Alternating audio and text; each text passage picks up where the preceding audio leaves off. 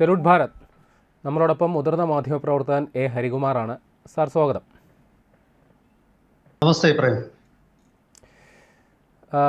Cockroach Janata party അത് ഒരു യുവാക്കളുടെ പ്രതിഷേധ പ്രകടനം നടത്താനുള്ള ഒരു ഓൺലൈൻ പ്ലാറ്റ്ഫോം എന്ന രീതിയിലാണ് തുടങ്ങിയത്. പക്ഷേ ഇപ്പോൾ ഭാരതീയ ജനതാ പാർട്ടിയെ പോലും സോഷ്യൽ മീഡിയയിൽ പിന്തുണലിക്കൊണ്ട് അതിന് വലിയ ജനപിന്തുണ കിട്ടുന്നു. അതിലേറിയ പങ്കും ഇന്ത്യക്ക് പുറത്തുള്ള ടെക്നോ വിഭാഗത്തിൽപ്പെട്ട ആൾക്കാരാണ് അതിൻ്റെ പിന്നിലുള്ളതെന്ന ആക്ഷേപമുണ്ട്. പക്ഷേ ഇപ്പോൾ കേന്ദ്ര സർക്കാർ അതിനെതിരെ എടുത്തിരിക്കുന്ന നിലപാട് ഇത് രാജ്യവിരുദ്ധ കൂട്ടായ്മയാണ്, രാജ്യസുരക്ഷയ്ക്ക് ഭീഷണിയാണ്, അതുകൊണ്ട് അവരുടെ അക്കൗണ്ടുകൾ ബാൻ ചെയ്യുന്നു എന്നുള്ളതാണ് കേന്ദ്ര സർക്കാർ എടുത്തിരിക്കുന്ന നിലപാട്. പക്ഷേ പ്രതിപക്ഷത്തുള്ള പല രാഷ്ട്രീയ കക്ഷികളും ഇതിൻ്റെ ഒരു സാധ്യത പ്രയോജനപ്പെടുത്തുന്ന തിരക്കിലുമാണ്. കാരണം ഇത്ര വലിയ ഒരു അസംതൃപ്തി പൊതുജനങ്ങൾക്കിടയിൽ ഭരണകൂടത്തിനെതിരെ ഉണ്ട്. അത് ഭരണവിരുദ്ധ വികാരമായി മാറ്റിയെടുക്കാനുള്ള സാധ്യത ഉണ്ടോ എന്നാണ് ആരായുന്നത്. പക്ഷേ കേന്ദ്ര സർക്കാർ ഇപ്പോൾ പറയുന്നു പാകിസ്ഥാനിൽ നിന്നടക്കമുള്ള രാജ്യവിരുദ്ധ ശക്തികൾ ഈ കൂട്ടായ്മയുടെ പിന്നിൽ പ്രവർത്തിക്കുന്നുണ്ട്. വാസ്തവത്തിൽ ഇതിൻ്റെ പിന്നിലെ യാഥാർത്ഥ്യം എന്താണ് സാർ? കുറച്ച് ദിവസങ്ങൾക്ക് മുമ്പാണ്, എനിക്ക് തോന്നുന്നു കഷ്ടിച്ച ഒരു 10 ദിവസമേ ആയിട്ടുള്ളൂ, ഒരാഴ്ചയൊക്കെ ആയിട്ടുള്ളൂ, ഓൺലൈനില് ഒരു കോക്രോച്ച് ജനതാ പാർട്ടി എന്നൊരു പ്ലാറ്റ്ഫോം അല്ലെങ്കിൽ ഒരു പേജ് വരുന്നു. അപ്പോ അത് ദിവസങ്ങൾ കൊണ്ട് 1.85 കോടി ഫോളോവേഴ്സ് അതിന് വരും. അവിടെയാണ് എല്ലാവരും ഞെട്ടിപ്പോയത്. ഇവിടുത്തെ അംഗീകൃത രാഷ്ട്രീയ പാർട്ടികൾക്കൊന്നും ആ നിലയ്ക്കുള്ള ഫോളോവേഴ്സ് ഇല്ല. ഇത് ഇൻസ്റ്റഗ്രാമിന്റെ കാര്യമാണ് ഞാൻ പറഞ്ഞത്. ട്വിറ്ററിലും അതായത് എക്സ് പ്ലാറ്റ്ഫോമിലും ഇതേ രീതിയിൽ ദിവസങ്ങൾക്കുള്ളിൽ ഒരു വലിയ ഒരു തരംഗമായിട്ട് ഇത് മാറി. അപ്പോൾ ഇത് എന്താണ് എന്ന, ഇത് ഇവരുടെ ആവശ്യങ്ങൾ എന്താണ്, ഈ പ്ലാറ്റ്ഫോമിന്റെ ലക്ഷ്യം, ആരാണ് ഇതിന്റെ പിന്നിൽ, അങ്ങനെയൊക്കെയുള്ള ചോദ്യങ്ങൾ, ഇതിന്റെ ഈ അഭൂതപൂർവമായ വളർച്ച കൊണ്ടാണ് ആ ചോദ്യങ്ങൾ ഉയർന്നു വന്നത്. ഇതിന്റെ പിന്നില് അഭിജിത്ത് ദീപ്കെ എന്ന പൂന സ്വദേശി, അയാള് അമേരിക്കയിലെ ഹാർവർഡ് യൂണിവേഴ്സിറ്റിയിലെ പബ്ലിക് റിലേഷൻസ് വിദ്യാർത്ഥിയാണ് എന്ന് മാത്രമല്ല മുൻപ് ആം ആദ്മി പാർട്ടിയുടെ ഓൺലൈൻ ക്യാമ്പയിനിലെ ഓൺലൈൻ മാർക്കറ്റിംഗിന്റെ ഹെഡായിരുന്നു. അപ്പോ അത് അയാൾക്ക് ഓൺലൈൻ മാർക്കറ്റിംഗിലും രാഷ്ട്രീയ പ്രചരണത്തിലുമൊക്കെ വലിയ പരിചയമുള്ള വ്യക്തിയാണ് എന്നുള്ള വസ്തുതകൾ വെളിയിൽ വരും. പിന്നീടാണ് ഇത് കേന്ദ്ര സർക്കാർ പെട്ടെന്ന് ഇത് നിരോധിക്കുന്നു. എക്സ് പ്ലാറ്റ്ഫോമിലും അതുപോലെ ഇൻസ്റ്റാഗ്രാമിലും ഒക്കെ ഇതിന്റെ ആദ്യത്തെ അക്കൗണ്ട് സസ്പെൻഡ് ചെയ്യുന്നു, അത് ഫ്രീസ് ചെയ്ത് വെക്കുന്നു. ഉടൻ തന്നെ ഇപ്പൊ എക്സ് പ്ലാറ്റ്ഫോമില് നിരവധി അക്കൗണ്ടുകൾ ഇവർക്ക് വേണ്ടി വന്നു. പിന്നീട് കോക്രോച്ച് ജനതാ പാർട്ടിയുടെ സംസ്ഥാന യൂണിറ്റുകൾ എന്നുള്ള പേരിൽ പുതിയ അക്കൗണ്ടുകൾ വരും. ഇവര് മുഖ്യമായിട്ടും നമ്മുടെ ഈ അടുത്ത കുറച്ച് ദിവസങ്ങൾക്ക് മുമ്പ് നീറ്റ് പരീക്ഷ, അതായത് മെഡിക്കൽ എൻട്രൻസ്, രാജ്യവ്യാപകമായി മെഡിക്കൽ എൻട്രൻസ് നടക്കുന്ന മെഡിക്കൽ എൻട്രൻസിന്റെ പേരാണ് നീറ്റ് പരീക്ഷ. ആ നീറ്റ് പരീക്ഷയുടെ റാങ്കിങ്ങിന്റെ അടിസ്ഥാനത്തിലാണ് ഇന്ത്യയിലെ വിവിധ മെഡിക്കൽ കോളേജുകളിൽ നിങ്ങൾക്ക് കുട്ടികൾക്ക് പ്രവേശനം കിട്ടുന്നത്. ആ പരീക്ഷയിൽ ചോദ്യപേപ്പർ ചോർന്നത് കൊണ്ട് ഉണ്ടായിട്ടുള്ള ഒരു പ്രതിസന്ധിയുണ്ട്. ആ പരീക്ഷ ക്യാൻസൽ ചെയ്തു. നീറ്റ് 2026 ക്യാൻസൽ ചെയ്തു. ഇനിയിപ്പോൾ പുതിയ പരീക്ഷ നടത്താൻ പോവുകയാണ്. ഈ ഒരു വിഷയത്തിൽ യഥാർത്ഥത്തിൽ ഈ വിഷയം ടേക്കപ്പ് ചെയ്യുന്നതിൽ ഇന്ത്യയിലെ പ്രതിപക്ഷം പരാജയപ്പെട്ടു. പ്രതിപക്ഷം ദുർബലമായ ചില ശബ്ദങ്ങൾ മാത്രമാണ് ഉന്നയിച്ചത്. ഇവിടെ പിടിച്ചിട്ടാണ് ഇവര് ഒരു സ്പേസ് കണ്ടെത്തിയിരിക്കുന്നത്. നീറ്റ് വിഷയത്തിൽ കേന്ദ്ര വിദ്യാഭ്യാസ മന്ത്രി ധർമ്മേന്ദ്ര പ്രധാൻ രാജിവെക്കണം എന്നാവശ്യപ്പെട്ടുകൊണ്ട് ഇവരൊരു ഓൺലൈൻ ക്യാമ്പയിൻ തുടങ്ങിയിരിക്കുകയാണ്. അപ്പോൾ കേന്ദ്ര സർക്കാരിനെ സംബന്ധിച്ചിടത്തോളം ഇത് അല്പം പ്രതിസന്ധിയുള്ളൊരു സമയമാണ്. കാരണം ഇറാൻ അമേരിക്ക യുദ്ധം തുടങ്ങിയതിനു ശേഷം ലോകത്തെമ്പാടും പെട്രോൾ ഡീസൽ വില വർദ്ധിച്ചു. ഇന്ത്യയിൽ ആദ്യമൊക്കെ വർദ്ധിപ്പിക്കാതെ പിടിച്ചു നിന്നു. പക്ഷേ ഈ കഴിഞ്ഞ കുറച്ച് ദിവസങ്ങളായിട്ട് 3 തവണ ഈ വില വർധനവ് നടത്തി. അതിനെ തുടർന്ന് 4 രൂപയിലധികം വില വർദ്ധിച്ചു. ശരിക്കും പറഞ്ഞാൽ ലോകത്തിലെ എല്ലാ രാജ്യങ്ങളിലും ഈ പെട്രോളിന്റെയും ഡീസലിന്റെയും വില വർദ്ധിപ്പിച്ചിരുന്നു. അത് ചൈനയാകട്ടെ, US ആവട്ടെ, മറ്റ് ദുബൈ ആവട്ടെ, ലോകത്തിൽ 95 രാജ്യങ്ങൾ വർദ്ധിപ്പിച്ചിരുന്നു. പല രാജ്യങ്ങളിലും ഇതിന്റെ ദൗർലഭ്യമുണ്ട്. ഇന്ത്യയിൽ ദൗർലഭ്യമില്ല, പക്ഷെ ഇന്ത്യ വില വർദ്ധിപ്പിച്ചിരുന്നില്ല. പക്ഷെ ഈ ഒരു വസ്തുത ഒരു ക്യാമ്പയിനായിട്ട് നടത്തി ഒരു ജനങ്ങളുടെ ഇടയിലേക്ക് എത്തിക്കാനൊന്നും BJPക്ക് ആ സമയത്ത് കഴിഞ്ഞിട്ടില്ല, അല്ലെ BJP ശ്രദ്ധിച്ചിരുന്നില്ല. അപ്പോ ഈ BJPയെ സംബന്ധിച്ച് ചില പ്രതിസന്ധികൾ ഇപ്പോൾ നേരിടുന്നു. പ്രധാനമന്ത്രി തന്നെ ഈ അടുത്ത സമയത്ത് നമ്മുടെ ഇറക്കുമതി ബഡ്ജറ്റ് വർദ്ധിക്കുന്നു എന്നുള്ള ഒരു വസ്തുത അദ്ദേഹം ചൂണ്ടിക്കാണിച്ചിരുന്നു. അത് വരാനിരിക്കുന്ന ദിവസങ്ങൾ അല്പ പ്രതിസന്ധിയുടെ ദിവസങ്ങളാണെന്നും ജനങ്ങൾ അതിനുവേണ്ടി തയ്യാറെടുക്കണമെന്നും ചെലവ് ചുരുക്കണമെന്നും സർക്കാരിന്റെ തന്നെ പല മേഖലകളിലുള്ള ചെലവ് ചുരുക്കിക്കൊണ്ട് തന്നെ പ്രധാനമന്ത്രി ആ നടപടികൾക്ക് തുടക്കമിടുകയും ചെയ്തു.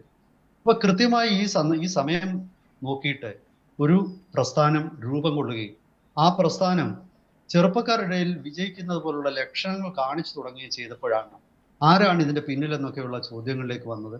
കേന്ദ്ര സർക്കാർ പറയുന്നത് ഇതിലെ 90% അംഗങ്ങളും ഫോളോവേഴ്സും ഈ ഇൻസ്റ്റഗ്രാമിലായാലും എക്സ് പ്ലാറ്റ്ഫോമിലായാലും വിദേശികളാണെന്നും പ്രത്യേകിച്ച് പാകിസ്ഥാനികളാണെന്നുമാണ്. അവർ തിരിച്ചു പറയുന്നുണ്ട് അങ്ങനെയല്ല, ഇന്ത്യക്കാരാണ്. അതാണ് അവരുടെ ഭാഗത്തു നിന്നുള്ള ന്യായം.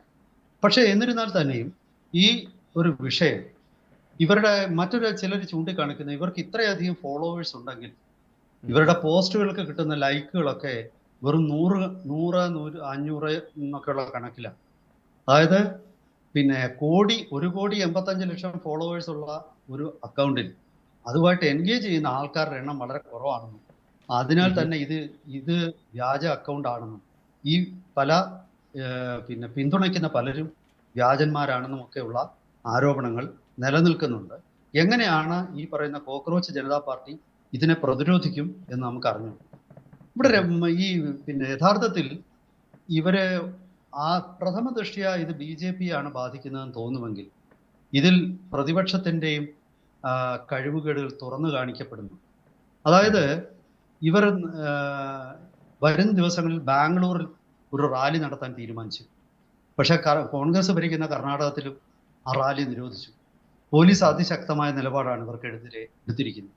പോലീസ് പറയുന്നത് ഇത് ക്രമസമാധാന പ്രശ്നത്തിനിടയാക്കുമെന്ന്.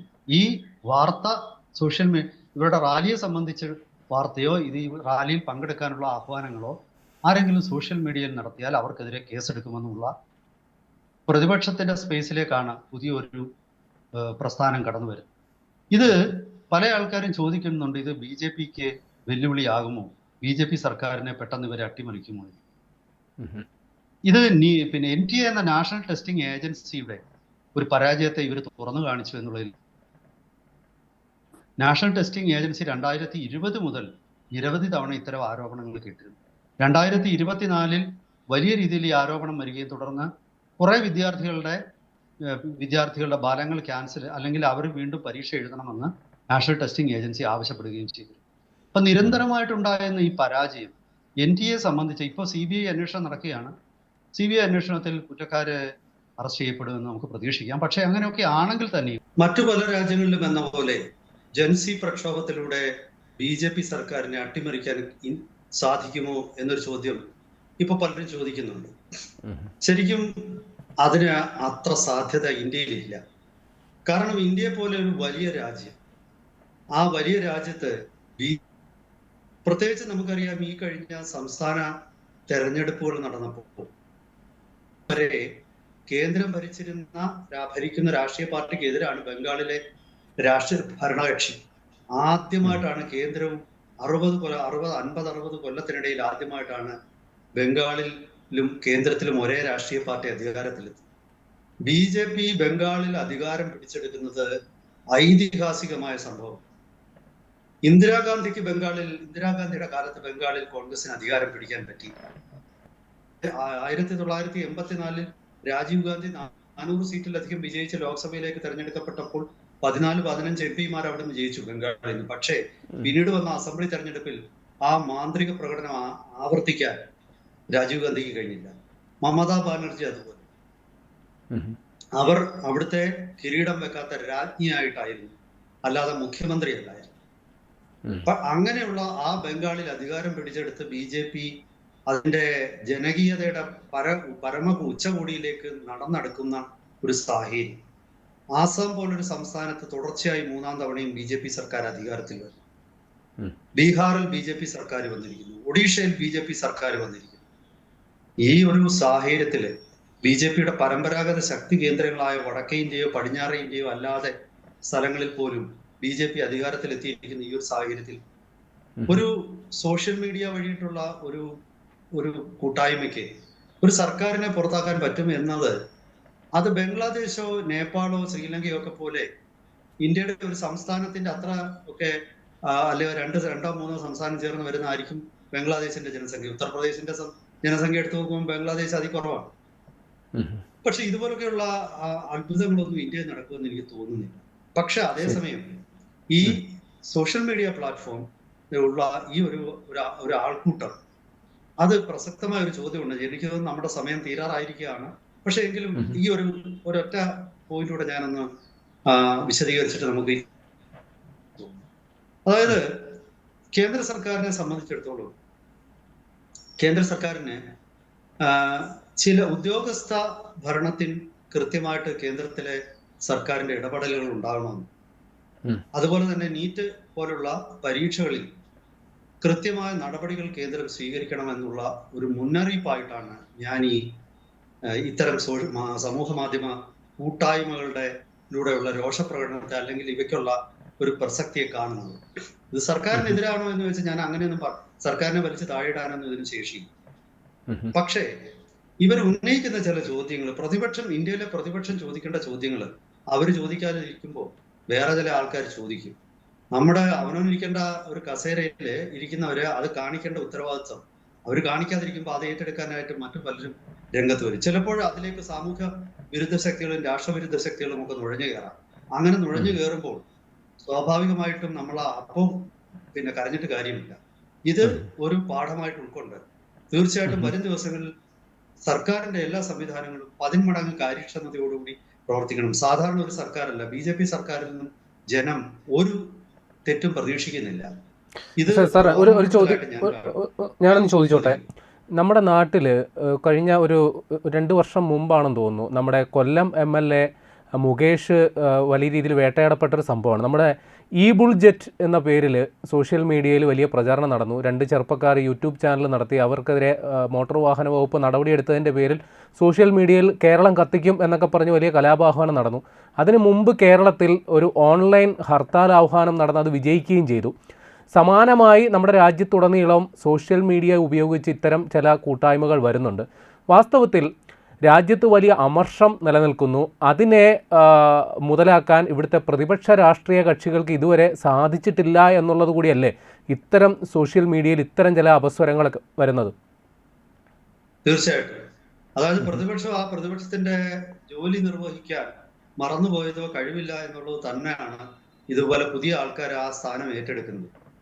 ഈ ബുൾജെറ്റ് എന്നൊക്കെ പറഞ്ഞ ഒരു പിന്നെ എനിക്ക് തോന്നുന്നത് ഒരു ആ വാൻ മോഡിഫൈ ചെയ്ത് അത് എല്ലാ നിയമങ്ങളെയും ലംഘിച്ചുകൊണ്ട് ചിലര് റോഡിലൂടെ ഓടിക്കുകയും അവർക്ക് വലിയൊരു ഫാൻ ഫോളോയിങ് ഉണ്ടാവുകയും അവർ നിയമം ലംഘിക്കുമ്പോഴും ഒക്കെ അതിനെ സപ്പോർട്ട് ചെയ്യാൻ ആള് വന്നു. അമ്മയെ തല്ലിയാലും 2 പക്ഷമുണ്ട്. അങ്ങനെയുള്ള നാടാണ്. അപ്പൊ സ്വാഭാവികമായിട്ടും ഇത്തരം പലർക്കും ഇത്തരം ആവേശ പ്രകടനങ്ങളിലൂടെ സോഷ്യൽ മീഡിയയിൽ കയറിയിട്ട് സ്ഥാനം ഉറപ്പിക്കാൻ പറ്റും. ഇവിടെ ധ്രുവ് റാത്തി എന്ന ഒരു വ്യക്തി, ഒരു ചെറുപ്പക്കാരൻ, അയാള് BJPക്കെതിരെ മാത്രം വിമർശിക്കുന്ന ഒരു വ്യക്തിയാണ്. ഇയാള് ഹരിയാന സ്വദേശിയാണെന്ന് എനിക്ക് തോന്നുന്നു. ഇയാൾ ജർമ്മനിയിൽ ഇരുന്നുകൊണ്ടാണ് ഇയാൾ ഇന്ത്യക്കെതിരെ വലിയ വിമർശനങ്ങൾ നടത്തുന്നത്. ഇന്ത്യയെ തന്നെ തള്ളിപ്പറയുന്ന ആൾക്കാരെ ധാരാളമുണ്ട്. അങ്ങനെ മറ്റൊരാളുണ്ട്, അയാളുടെ പേര് ഞാൻ മറന്നുപോയി. ഹിന്ദിയില് ഇതുപോലെ ഒരു പോഡ്കാസ്റ്റ് നടത്തുന്ന ഒരു വ്യക്തിയുണ്ട്. പാകിസ്ഥാനെ അനുകൂലിച്ചുകൊണ്ട് ഇന്ത്യയിൽ ഇരുന്നുകൊണ്ട് പോഡ്കാസ്റ്റ് നടത്തും. നമ്മുടെ ഓപ്പറേഷൻ സിന്ദൂർ നടന്ന സമയത്ത് പോലും ഈ വ്യക്തി പോഡ്കാസ്റ്റ് നടത്തിയത്. പക്ഷെ സർക്കാർ അവരെ ഒന്നും മൂക്കേറിട്ടില്ല. ഇവിടെ അങ്ങനെ ഈ പറയുന്ന രീതിയിലുള്ള ഒരു അടിച്ചമർത്തലുകളോ ഒക്കെ ഉണ്ടെങ്കിൽ ഈ പറയുന്ന ഒരുപാട് വ്യക്തികൾ ഇന്ത്യയിൽ ജീവിച്ചിരിക്കില്ല. പക്ഷെ അങ്ങനെയൊന്നും ഇന്ത്യയിൽ ചെയ്യുന്നതായിട്ട് എനിക്ക് തോന്നുന്നില്ല. പക്ഷെ ഇപ്പോ പ്രേം പറഞ്ഞതുപോലെ നിലനിൽക്കുന്ന ചില വിഷയങ്ങളിലെ അസ്വാരസ്യങ്ങൾ, അസംതൃപ്തികൾ, ഇതൊക്കെ ചാനൽ വഴി തിരിച്ചു വിട്ട് അത് രാഷ്ട്രീയമായിട്ട് ആ ഒരു ജനങ്ങളുടെ ഒരു അസംതൃപ്തി മുതലെടുക്കാനുള്ള ഒരു ശ്രമം നിശ്ചയമായിട്ട് ഇവിടെ നടക്കുന്നുണ്ട്. ആ ശ്രമം അത് മുൻകൂട്ടി കണ്ട ആ ശ്രമം പരാജയപ്പെടുത്തേണ്ടതുണ്ട്. സർക്കാരും കുറച്ചുകൂടി ജാഗരൂകരായിരിക്കണം എന്നുള്ള ഓർമ്മപ്പെടുത്തലും. സാറിൻ്റെ അറിവിലേക്കായിട്ട് ഒരു കാര്യം കൂടി ഞാൻ പറയുകയാണ്. ഈ ക്രോക്രോച്ച് ജനതാ പാർട്ടി അത് ഇന്ത്യയിൽ മാത്രം ഒതുങ്ങി നിൽക്കുന്നില്ല സാർ. കാര്യം പാകിസ്ഥാനിൽ നിന്ന് ക്രോക്രോച്ച് അവാമി പാർട്ടി എന്ന പേരിൽ പാകിസ്ഥാനിലും ചില കാര്യങ്ങളൊക്കെ തുടങ്ങിയിട്ടുണ്ട്. അപ്പോൾ ഇതിൻ്റെ പിന്നിൽ ഈ ചില വമ്പൻ ഗൂഢാലോചനകളുണ്ട് എന്നുള്ള ഒരു ആക്ഷേപം ഈ ഒരു അർത്ഥത്തിൽ പ്രസക്തമാവുന്നുണ്ട്. തീർച്ചയായിട്ടും. കാരണം ഇപ്പോ പ്രധാനമന്ത്രി നരേന്ദ്രമോദി വിദേശത്ത് ചെന്നപ്പോൾ നോർവേയിൽ വെച്ച് അദ്ദേഹത്തിന് നേരെ ഉണ്ടായ മാധ്യമ ആക്രമണം, ഒരു മാധ്യമ പ്രവർത്തക അദ്ദേഹത്തിന് നേരെ നടത്തിയ പ്രകോപനകരമായ ചോദ്യങ്ങളും, അതിനുശേഷം അവര് ഇന്ത്യയുടെ വിദേശകാര്യ വകുപ്പിലെ ഒരു ഉദ്യോഗസ്ഥൻ CP ജോർജ്, മലയാളിയാണ് അദ്ദേഹം, അദ്ദേഹത്തിന്റെ പത്രസമ്മേളനത്തിൽ അവരെ നിരന്തരം അയാളെ സംസാരിക്കാൻ അനുവദിക്കാതെ ബഹളം വെക്കുകയും പിന്നീട് അവർ ഇറങ്ങിപ്പോവുകയും ചെയ്തു. ഇതൊക്കെ തന്നെ അവിടുത്തെ ഒരു പ്രമുഖ പത്രത്തിൽ മോദിയെ ഒരു പാമ്പാട്ടിയായിട്ട് ചിത്രീകരിച്ചുകൊണ്ടൊരു റേഷ്യൽ അധിക്ഷേപം ഉള്ള ഒരു കാർട്ടൂൺ അവർ പ്രസിദ്ധീകരിച്ചു. സായിപ്പിനെ സംബന്ധിച്ച് ഇന്ത്യ ഇന്നും പാമ്പാട്ടികളുടെയും ആനകളുടെയും മഹാരാജാക്കന്മാരുടെയും ഒക്കെ നാടാണ് എന്നുള്ള ഒരു സങ്കല്പം അവര് പറഞ്ഞു വരുത്തുന്നുണ്ട്. അപ്പം ഇതൊരു ഒറ്റപ്പെട്ട സംഭവമല്ല. ഇതിന്റെ പിന്നിലെ ഗൂഢാലോചന ഇപ്പൊ പ്രേം പറഞ്ഞതുപോലെ അത് സമൂഹ മാധ്യമങ്ങളിൽ മാത്രമല്ല, അത് മുഖ്യധാരാ മാധ്യമങ്ങളിലേക്ക് തുടങ്ങിയതാണ്. ഇതൊരു പറ്റിയ സന്ദർഭമാണ്. അല്ലെങ്കിൽ നിരന്തരമായിട്ട് മോദിയെ ആക്രമിച്ചിട്ട് അദ്ദേഹത്തിനെ വൾണറബിൾ ആക്കുക എന്നൊക്കെയുള്ള ഗൂഢാലോചനകൾ ഇതിന്റെ പിന്നിൽ ഉണ്ടായെന്ന് തന്നെ നമുക്ക് കരുതാം. തീർച്ചയായിട്ടും ഇത് പാകിസ്ഥാനിലും അതുപോലെ വിദേശ രാജ്യങ്ങളിലും ഒക്കെ ഇത്, പക്ഷെ പാകിസ്ഥാനൊക്കെ ഒരു ചട്ടുകമാണ്. യഥാർത്ഥത്തിൽ ഇതിന്റെ പിന്നിലൊക്കെ അമേരിക്കയിലെ ഒരു വിഭാഗം ആൾക്കാരാണ്. സോറോസിനെയൊക്കെ പോലുള്ള ഒരു വിഭാഗം ആൾക്കാർ ഇതിന് ഫണ്ടിങ് ഉണ്ട്. ഒരിക്കല് ഞാൻ ഇപ്പൊ ഈ സാന്ദർഭികമായിട്ട് അതോടെ പറഞ്ഞ് ഞാൻ അവസാനിപ്പിക്കാം. എനിക്ക് ഒരിക്കൽ അമേരിക്കയിൽ നിന്നും എന്റെ ലിങ്ക്ഡിൻ അക്കൗണ്ടിൽ ഞാൻ പലപ്പോഴും പല കാര്യങ്ങളും എഴുതുകയും ഇംഗ്ലീഷുള്ള വീഡിയോ ചെയ്യുകയൊക്കെ ചെയ്യും. അപ്പൊ ഒരിക്കൽ എന്നെ ഒരാൾ വിളിച്ചിട്ട് അദ്ദേഹം പുതിയൊരു ചാനൽ തുടങ്ങാൻ പോകുന്നു, അതിൽ ജോയിൻ ചെയ്യാനൊക്കെ എനിക്ക് ഇൻവൈറ്റ് ചെയ്തു. ഞാൻ സംസാരിക്കാൻ തയ്യാറായി. സ്വാഭാവികമായിട്ടും മാധ്യമപ്രവർത്തകരായ എനിക്ക് ഒരു ജോലി കിട്ടുമ്പോൾ അത് വേണ്ടെന്നൊന്നും പറയാൻ ഉള്ള ഒരു വലിയൊരു ധനശേഷിയൊന്നും എനിക്കില്ല.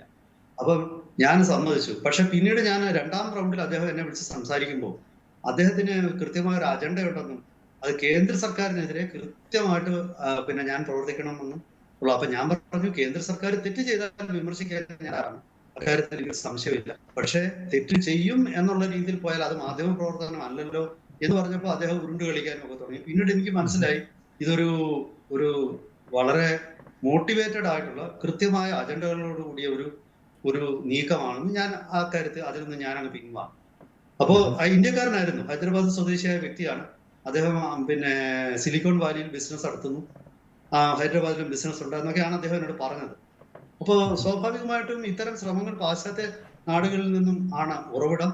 അത് തീർച്ചയായിട്ടും സർക്കാർ പറയുന്നത് അക്കാര്യത്തിൽ ശരിയാണ്. പക്ഷെ അത് പറയുമ്പോഴും ഞാൻ വീണ്ടും ഒന്നുകൂടെ ആവർത്തിക്കുകയാണ്, നമ്മുടെ സിസ്റ്റങ്ങളെയൊക്കെ കുറച്ചുകൂടെ നന്നായിട്ട് നടത്തണം, കുറച്ചുകൂടെ ജാഗ്രത വേണം.